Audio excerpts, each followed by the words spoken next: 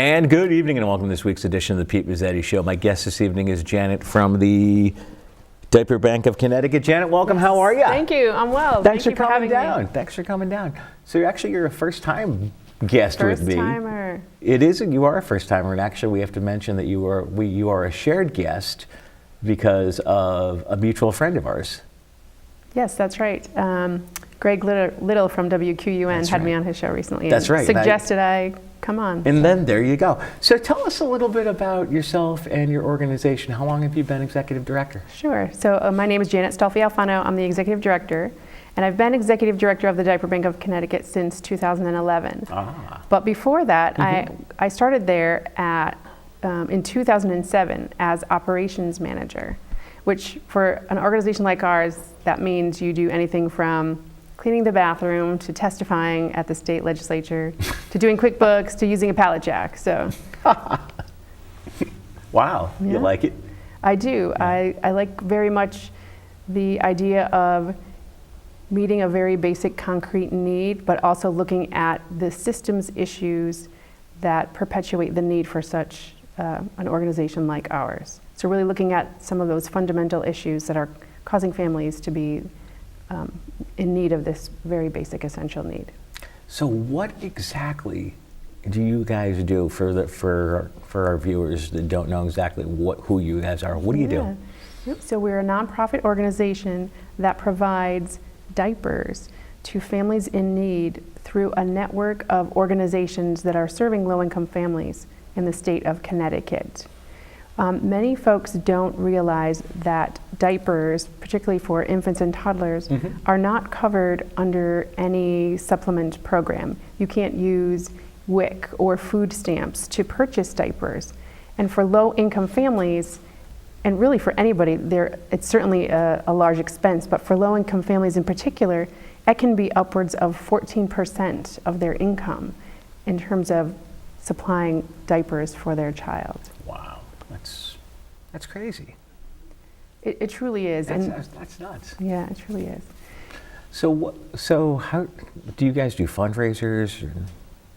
Yes, we do all the time. So we do fundraisers, event type fundraisers. We have an annual event called Rock Your Baby. We have a road race coming up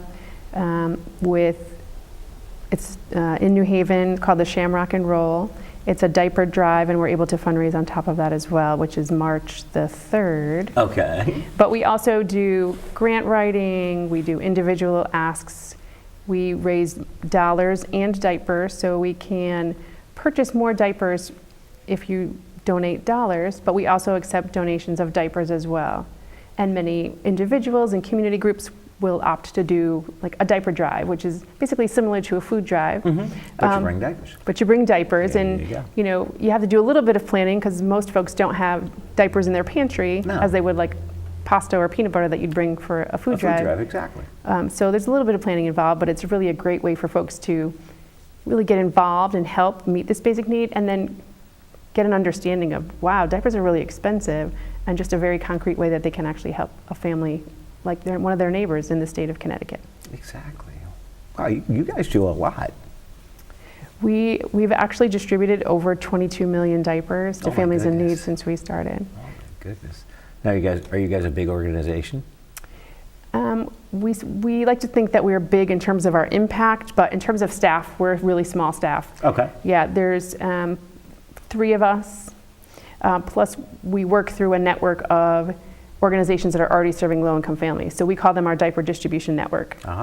So they are already working with families in need in Connecticut, and they can range from child care centers to home visiting type programs, to health centers where families are going to get their basic medical needs met.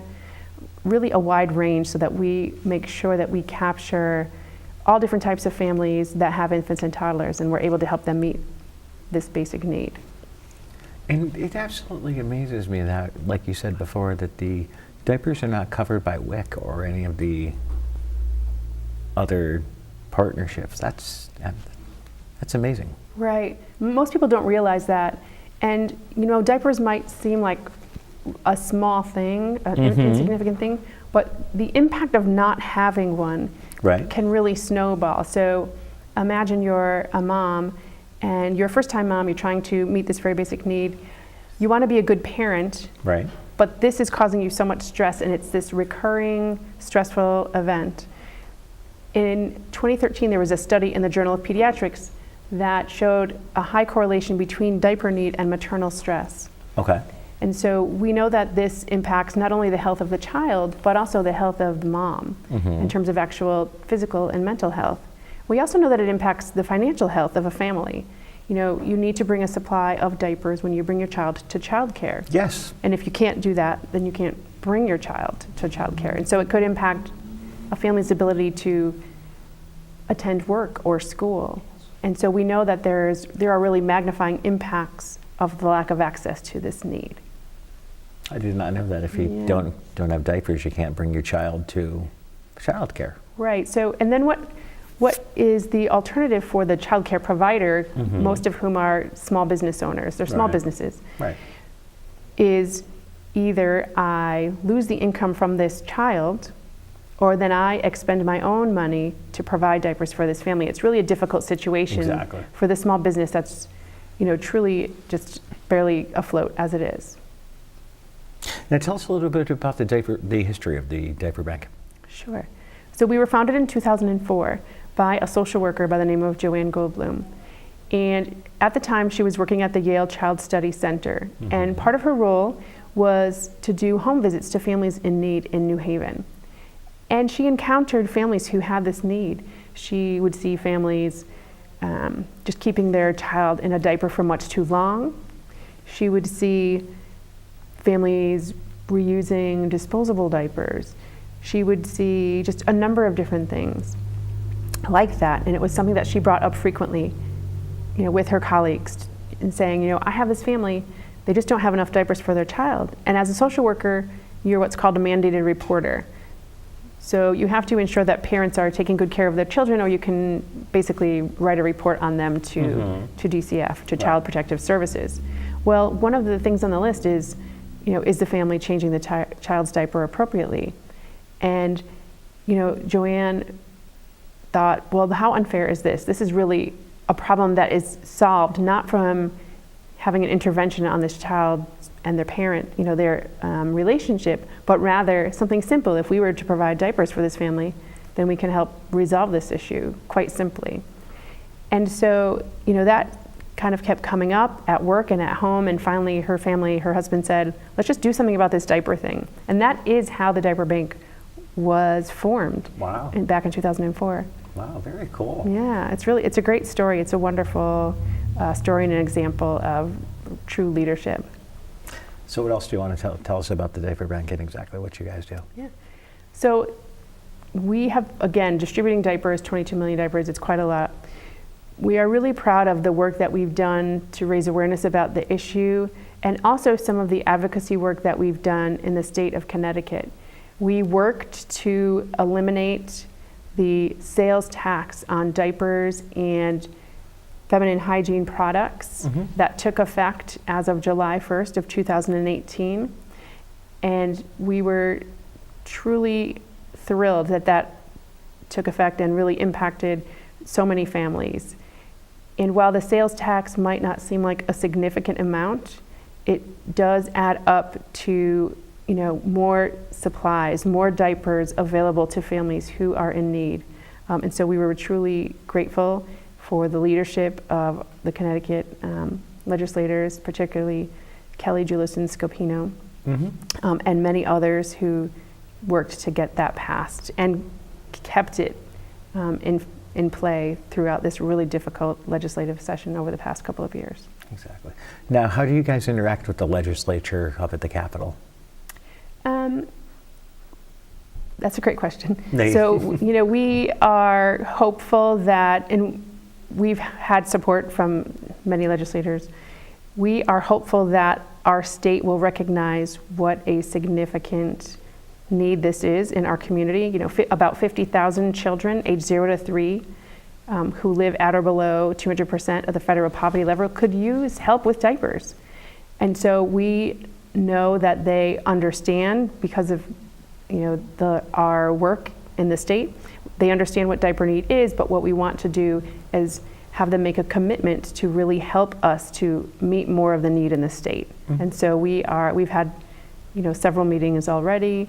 The great thing is, because we've been around for a while, we're hitting our 15th year, that many of them know about the work that we are doing and that our others are doing in our state. And so we are hopeful, obviously we're cautiously optimistic, that they will make a commitment to truly help those in need in our state. Would you mind sticking around for another second? Sure. We'll be right back.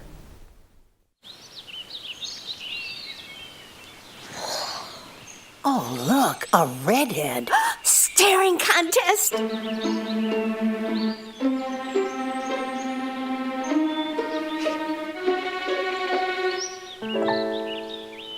You still got it. I know. Come alive with the forest. The dad was cute. They were looking right at us. Visit discovertheforest.org to find a forest near you. They said I have troll teeth. That my voice sounded like a possessed baby doll. That no one would ever love someone as stupid as me. That I was fat, ugly. Disgusting. The effect of bullying is potent. We will no longer be the silent majority. Now, when you see online bullying, there's something you can do about it. We're gonna take action with the I. I am a witness. I am a witness. I am a witness. I am a witness. I am a witness, and so are you.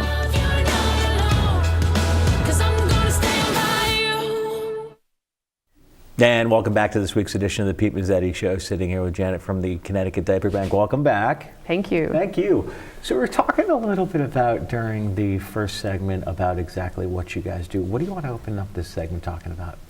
Sure. So really it's about the families that we serve. Okay. That's really the most important thing, is making that connection not only to the distribution, but to the advocacy pieces, but to the families that we serve, really sharing their stories. And we've been lucky to be able to share some of those stories in some of our written communication and on some social media. But their stories are, I like to say, they're exceptional, but not the exception. There are so many families who are truly doing everything possible to make ends meet, and they are the heroes of our organization, because they are doing exactly what they have to do, what's needed to be done to ensure that this very basic need is met for their families. I'm thinking of one mom in particular who had twins, and she was bedridden, and they were ill when they were born. They were in the NICU for a little bit and had some gastrointestinal issues.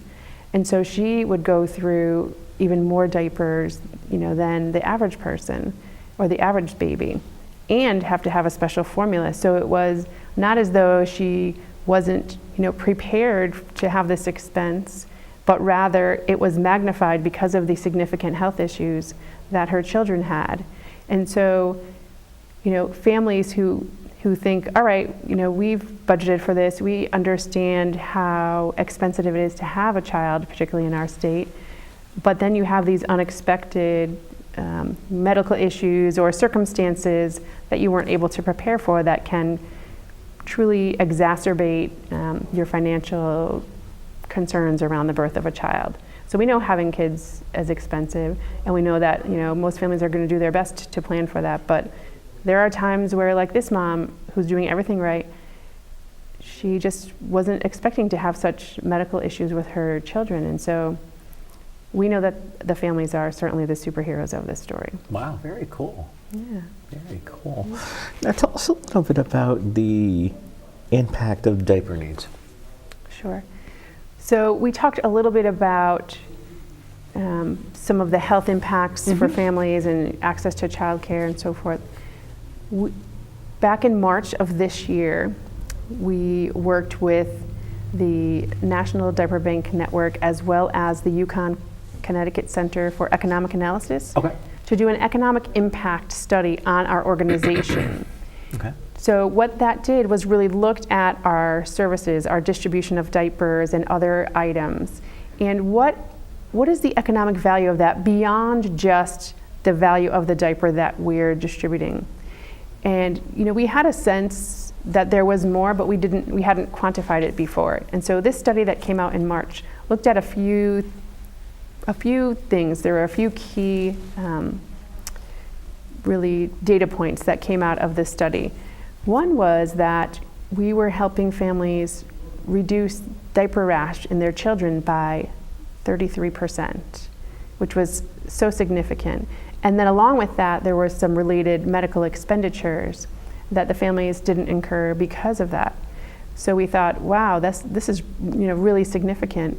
And additionally, we knew that not having diapers was keeping families out of childcare, or keeping the children out of childcare, and families were forced to miss work without that supply of diapers. So we were happy to be able to participate in this economic analysis, which for a diaper bank was the first of its kind in the country.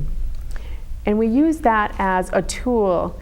We often tell stories of the families that we serve, and folks are really moved by that. Sometimes there are other folks who aren't as moved by the stories, and they need a little bit more data behind that to have a greater understanding as to what the actual impact of not having diapers is, and then of the value of the work that we're doing in the state of Connecticut. And so we were really happy to participate in that, and now have that tool available to us to actually help tell that story a little bit more fully. Very cool. Yeah. Very cool. So if people want more information on your organization, where should they go? Sure. So we have a website, Right. www.thediaperbank.org. On the website, you will find information about the services that we provide, our partners, ways that you can get involved if you're interested in, hosting a diaper drive, or volunteering with us, or donating. Certainly, we do take donations of both diapers and dollars, because we can stretch those dollars further because we're buying diapers in bulk. And what types of other fundraisers do you guys do throughout the year? So we have our annual fundraiser called Rock Your Baby, which is in the fall. One thing that we've started, which has been really tremendous, are these peer-to-peer fundraisers where, some folks choose to do a diaper drive, but some folks don't necessarily want to handle all those diapers and have a problem with storage or logistics. So they can do a virtual diaper drive, which is really like a peer-to-peer type of a fundraiser where you can do everything online and encourage your friends to donate dollars to the diaper bank. So it's a great way for folks to get involved who maybe don't want to hold a diaper drive. They'd rather shoot off an email to 20 people and get some dollars for us. So there's really a lot of ways in which folks can be involved and engaged in the work. From hands-on to virtual to if they wanted to attend an event. There's a lot of different ways for folks to be involved. Where is your Rock the Baby event normally held? We've typically held it in the greater New Haven area. We're looking to have more events in different places throughout the state because we serve, a significant number of folks. So branching out. There you go. Now you guys work with a local organization in this area called Bare Necessities. Tell us a little bit about Bare Necessities and what they do. Yeah, so Bare Necessities is a great organization. They're a little bit newer, but they've been meeting diaper need on the shoreline. I think one of their main partners is the Clinton Food Bank. I believe so. So we take our role as sort of a long-term diaper banker pretty seriously, and we certainly try to help folks who are trying to meet the need in their own community. And so we work with them, really just giving advice, and they give us advice. They do some fundraising. It's a great organization, and again, growing and meeting more of the need along the shoreline. So happy to help. They are actually a great organization. I had, I believe, Tina on with me last spring to talk about Bare Necessities for a half hour, and I actually live in Clinton, so I didn't know that they existed. And I was doing something with the local Chamber of Commerce, and they popped up. I'm like, okay. There's a nonprofit that exists in this world that I'm not aware of. That's a beautiful thing. It is. And it's really great that there are other organizations throughout the state who are looking, in their own communities to help meet this need. And so we try to work with them as much as we are able to. to actually help get diapers to more families throughout the entire state. Exactly. Now, is there a specific need for a specific type of diaper as far as, great point. or they're in need as a general, as far as like what size, or Yeah, if you're so- looking for boy, girl? Yeah, so that's a great question. We are always in need of the larger sizes. Okay. So for us, that's size 4, 5, and 6. And we, we don't have a preference on if they're gender specific. There are some brands that do that, but we don't. There's brands that are gender specific. I believe so. Really? Yeah. I didn't know that. Yeah, there's a few. Wow, that's pretty something I didn't know tonight. So what types of information can people find on the website? Yep. So they can find information about, if they are interested or if they have a need for diapers, they can find out about some of our partners and what communities they're in and how they work. Our volunteer opportunities that are coming up. We have a bunch of Saturday volunteer opportunities that are on our website. They can look at some of our, media, some of our work that we've done to promote diaper need and raise awareness about the issue, how to donate, how to hold and host a diaper drive, and really get folks to, one, learn about the issue, and two, make an impact in their own way. Now, how easy is it to host or volunteer with you guys at an event? So hosting a diaper drive, which is the first thing that you mentioned, Yep. truly easy. You can do it in a number of different ways, and we have a little kit that will give you some great advice, but certainly today I can tell you that some folks opt to, in lieu of having their child's first birthday party, giving gifts to the baby, Right. they Make a bring donation. diapers, or make a donation or bring diapers, so do it as a diaper drive. There you go. And any other special occasion like that. We also have folks who are doing, say they have a small business that folks frequent, and they run a drive for, say, the month of September. That's a great way to get some repeat folks who pop in and say, oh, I don't have diapers right now, but next time I come, I'll certainly bring them. Exactly. So very easy, but on our website, we do have some tips on how to host a diaper drive. Our volunteer events are great. So we have 13 Saturdays throughout the year where we open up our warehouse, our diaper distribution center, and we have opportunities for counting diapers, sorting, repacking, and it's actually quite fun. Is it? And children can come, we say probably as young as maybe 6 Okay. is a good age, 6 on up. We can find something appropriate for them to do that will be fun, and actually introduce them, if they don't know about this issue already, introduce them to the issue of diaper need, and really give them a concrete way to help families, help their neighbors in the state of Connecticut. Now, where are you based out of? Where's the warehouse? Our diaper distribution center and our office is in North Haven, right on State Street, 370 State Street in North Haven. Okay, then I know exactly where you guys are in North Haven. Yep.